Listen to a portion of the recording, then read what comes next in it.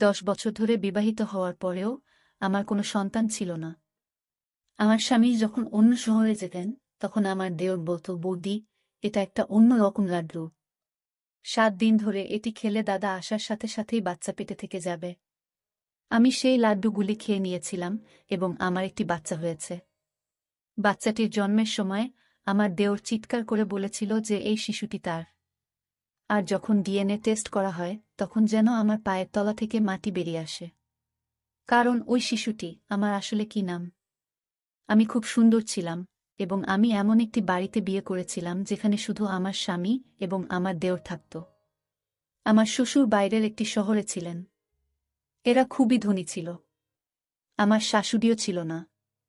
আগে আমি খুব খুশি ছিলাম যে এই বাড়িতে কোনো শাশুড়ি নেই, ননদ নেই, ভগ্নিপতি নেই। কিন্তু আমি বুঝতে পেরেছিলাম যে এখানে বসবাস করা খুব কঠিন। কারণ এই বাড়িটা ছিল শুধুই পুরুষের ঘর। আর আমি তাই কাউকে মনের কোনো কথাই বলতে পারতাম না। আমার স্বামীও খুব সিরিয়াস ছিল। আমার বাবা মাও আমাকে বিয়ে দেওয়ার পর এই দেশ ছেড়ে চলে গেল, কারণ তারা এখানে এসেছিল শুধুমাত্র আমাকে বিয়ে দেওয়ার জন্য। আমরা আগে কাতারে থাকতাম। আমার বাবা মা চেয়েছিল আমি পাকিস্তানে থাকি, যাতে আমি এখানকার মাটির কাছাকাছি থাকতে পারি। আমি গরিব তো হয়েই গিয়েছিলাম, কিন্তু খুব চিন্তিত ছিলাম। এই সমস্যার কারণে তখনও পর্যন্ত আমার সন্তান হয়নি। ডাক্তাররা বলতো, আপনার শরীরে রক্ত কম, কারণ আপনি দুঃখী থাকেন সবসময়। আপনার পরিবেশ পরিবর্তন করুন, কোথাও থেকে ঘুরে বেরিয়ে আসুন। এমন কাজ করুন যা আপনাকে খুশি করবে। কিন্তু আমার বর এমন একটা কাজ করত যে একদিনের জন্য সে ছুটি নিতে পারত না। আর যে আমার সাথে কথা বলতো সে আর কেউ না, সে ছিল আমার দেওর। আমার বয়সী, আর সে দেখতে খুব সুন্দর ছিল। আমার স্বামীর তুলনায় সে একজন ভালো মানুষও ছিল। হাসিঠাট্টা করত, কিন্তু তার একটা নিজস্ব জগৎ ছিল, যেখানে সে আমার জন্য সময় দিতে পারত না। সে ইউনিভার্সিটিতে চলে যেত, সেখানে বন্ধুদের সময় দিত কিংবা ফোন নিয়ে ব্যস্ত থাকত। আমি ভাবতাম কখনোই সে ফ্রি হয়ে এসে আমার সাথে কথা বলবে, তাহলে আমার সময় ভালোই কাটবে। খুব ভালো কথা বলত সে। তার নাম ছিল হামাদ। মাঝে মাঝে আমরা দেওর বৌদি মিলে প্ল্যান করতাম। সে কিছু খাবার, যেমন পিৎজা, বার্গার এইসব নিয়ে আসত। তারপর আমরা একসাথে পিৎজা খেতাম, এখানের ওখানের গল্প করতাম। এভাবেই সময় ভালোই কেটে যেত। আমার স্বামীও এই ব্যাপারটা জানত। আমার স্বামী বলতো তার ভাইয়ের থেকে কিছুটা দূরে থাকতে। আমি বলেছিলাম যে সে তো অপরিচিত নয়, সে এই বাড়িতেই থাকে। আমি আমার স্বামীকে বলতাম যে আমি তার সাথে কথা বলি না, কিন্তু বাস্তবে আমরা একে অপরের সাথে কথা বলতাম এবং আমাদের জীবন এভাবেই চলছিল। আমার বিয়ের পরে অনেক বছর কেটে গেছে। 10 বছর হয়ে গেছে, কিন্তু আমার এখনো একটাও সন্তান হয়নি। কিন্তু ডাক্তার বলেছে, আপনার খুব একটা সমস্যা নেই, আপনার সন্তান হতে পারে। ডাক্তার আমাকে বললেন, আজই আপনার স্বামীর সাথে কথা বলুন, যাতে তিনি আপনার পরিবেশ পরিবর্তন করতে পারেন, আপনাকে একটি শান্তিপূর্ণ জায়গায় নিয়ে যান। কিন্তু যখন আমি আমার স্বামীকে এই কথাটি জানালাম, আমার স্বামী আমাকে একটি নতুন খবর শোনাল। সে বলল যে আমাকে কাজের জন্য অন্য শহরে যেতে হবে এবং আমি সেখানেই থাকব। 9 বা 10 মাসের জন্য হতে পারে। সে যখন কথা বলল, তারপরে আমি কি বলবো? কারণ এটাই ছিল আমার স্বামীর শেষ কথা। সে একবার যা বলে তো সেটাই করত। আমি বললাম, ঠিক আছে, আমি তোমার জিনিসপত্র প্যাক করে দিচ্ছি। আমার স্বামী শহরের বাইরে চলে গেলেন এবং তখন আমি বাড়িতে একা থাকতাম। কিন্তু তখনই আমার দেওর আমাকে এমন কিছু বলেছিলেন যা আমাকে অবাক করেছিল। কিন্তু যাওয়ার সময় আমার স্বামী আমাকে বলে, আমি দোকানদারকে বাড়ির নম্বর দিয়েছি। তোমার যদি কোনো কিছুর প্রয়োজন হয়, তবে দোকানে ফোন করে দিলে সেই জিনিসগুলো বাড়িতে পৌঁছে যাবে। আমি বললাম, জিনিস অর্ডার করার কি দরকার, হামাদ নিয়ে আসতে পারবে। তখন আমার স্বামী বলেছিলেন, তোমাকে তার কাছে কিছু চাইতে হবে না, এমনকি তার সাথে কথাও বলতে হবে না। সে তার কাজ করুক, তুমি নিজের কাজ করো। এমনকি ওর জন্য রান্না করারও দরকার নেই। ও বাইরে থেকে খাবে। আমি বললাম, তোমার কি হয়েছে? সে বলল, আমি তোমার বর, আর তাই আমি যা বলছি তাই তোমায় করতে হবে। আমি বললাম, কিছু কি হয়েছে? সে বলল, না তেমন কিছুই না। আমি শুধু তোমাকে বলে দিলাম যে ওর থেকে দূরে থাকবে। আমার এক কাকিমা বাইরে চলে গেছেন। যখন তিনি ফিরে আসবেন, তখন তিনি তোমার সাথে থাকতে আসবেন। তোমার খেয়াল রাখবেন উনি, আর তোমার ভয় করবে না একটু। আশ্চর্য ব্যাপার হলো, আমার স্বামী চলে যাওয়ার আগে আমার দেওরের সাথে দেখাও করেনি। হয়তো ভাইদের মধ্যে কিছু রাগের কারণ ছিল, কিন্তু এমন তো কখনো ঘটেনি, কারণ আমার দেওর একদিন আমার জন্য একটি লাড্ডু নিয়ে এল। সে বলল, তুমি যদি এটি খাও তাহলে দাদা এখানে ফিরে আসার সাথে সাথে তোমার বাচ্চা পেটে থেকে যাবে। যদিও আমি আমার দেওরের সাথে এসব কথা আগে কখনো বলিনি, কিন্তু আমার এই দেওর ছিল অন্য ধরনের। আমরা একে অপরের সঙ্গে বন্ধুর মতো কথা বলতাম। সে বলল, অনেক দিন হয়ে গেছে, দাদা বুঝতে পারছে না। সে তোমার চিকিৎসা করায় না, আর তোমাকে কোথাও নিয়েও যায় না। কিন্তু আমি এই বাড়িতে একটি বাচ্চা দেখতে চাই, যাতে তোমার মুখ থেকে কষ্টের ছাপ সরে যায়। এজন্যই আমি এই মন্ত্র পড়া লাড্ডু নিয়ে এসেছি। তোমাকে 7 দিন ধরে এটি খেতে হবে, তারপরে দাদা যখন আসবে তখন সুসংবাদ পাবে। আমি আমার দেওরকে ধন্যবাদ জানিয়েছিলাম এবং তাকে বলেছিলাম যে সে সত্যিই একজন ভালো মানুষ, যে এত চিন্তা করেছিল আমার জন্য। আমি বললাম তাকে, আল্লাহ তোমাকে একটা মিষ্টি বাচ্চার কাকা বানিয়ে দিক। আর আমি সেই লাড্ডুটি 7 দিন ধরে প্রতিদিন খেয়েছি, এই ভেবে যে একদিন সবকিছু ঠিক হয়ে যাবে।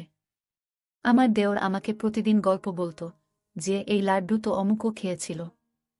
আমি যেখান থেকে এগুলো নিয়ে এসেছি সেখানের খুব নাম ডাক হয়েছে।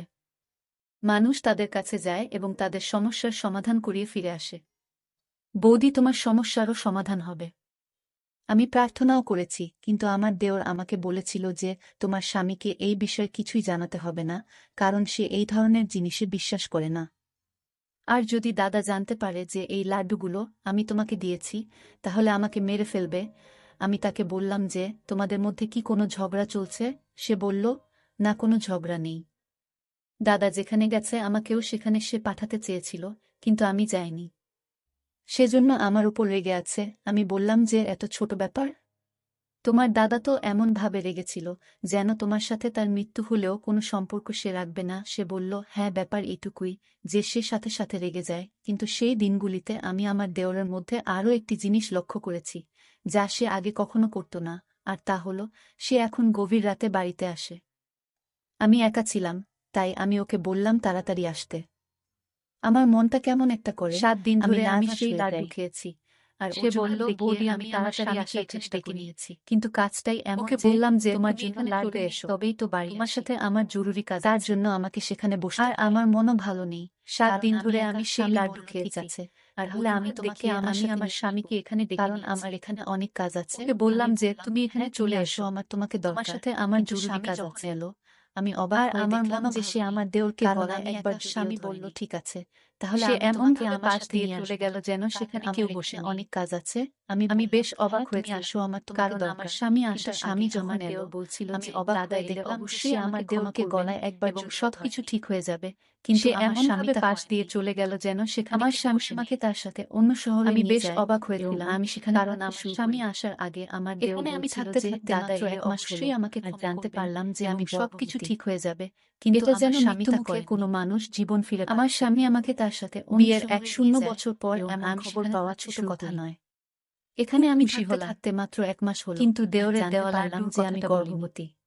শুধু বললাম সন্তান না হওয়া কোনো মানুষ জীবন ফিরে বিছানায় থাকবো। আমার স্বামী 1 বছর পর এমন খবর পাওয়া। আমি যখন আমার দেওরকে ফোন করলাম তখন তার নাম্বার বন্ধ ছিল, কিন্তু দেওরের আমি বাড়ির ফোন নাম্বারে কল করলে চাকর ফোনটা শুধু বললাম সন্তান না হওয়া পর্যন্ত আমরা একই বিছানায় থাকব। আর ওর ফোনটা হারিয়ে গেছে। আমার স্বামীও খুব খুশি। আমি আমার দেওরকে আমি যখন আমার দেওরকে ফোন করলাম, কিন্তু ওর জন্য একটা মেসেজ অবশ্যই করে রাখলাম। আমি বাড়ির ফোন নাম্বারে কল করলে চাকর ফোনটা তুলে বলল, ছোট। আমার স্বামী বলল, তুমি কাকে মেসেজ করছো? আর ওর ফোনটা হারিয়ে গেছে। আমি বললাম, আমি আমার দেওরকে এটা বলতে পারলাম না। বর বলল, কোনো দরকার নেই, কিন্তু ওর জন্য একটা মেসেজ অবশ্যই করে রাখলাম। এটা কেন বলছো? যে ও আমার স্বামী বলল যে সে ব্যবসায় অনেক ক্ষতি করেছে। আমার স্বামী বলল, আমি তার সাথে সব সম্পর্ক শেষ করে দিয়েছি। আমি বললাম, তাকে তার জমির অংশ দেওয়া হয়েছে এবং বর বলল সে তার অংশ থেকে বেঁচে থাকবে। এটা কেন আমাদের কোনো সম্পর্ক? আমার স্বামী বলল যে সে ব্যবসায় অনেক ক্ষতি, সে মারা যাওয়ার আগে আমি তার সাথে সব সম্পর্ক শেষ করে দিয়েছিলেন, আর তুমি তাকে এই জমির অংশ দেওয়া হয়েছে, এবং এখন আমার স্বামী বলল সে একজন প্রতারক, চোর, এবং তার সাথে আমাদের কোনো সম্পর্ক রাখতে চাই। আমি বলেছিলাম যে সে আমি অবশ্যই আমার স্বামীকে বলেছি যে তার অন্যায় করেছে, আর তুমি তাকে। কিন্তু আমার স্বামী বলেছেন যে আমার ক্ষেত্রে তোমার আমার স্বামী বলার দরকার নেই, একজন প্রতারক, তুমি হলে বউ, আমি আমার কাজ হলো ঘর চালানো, সম্পর্ক রাখতে চাই না। আর হ্যাঁ,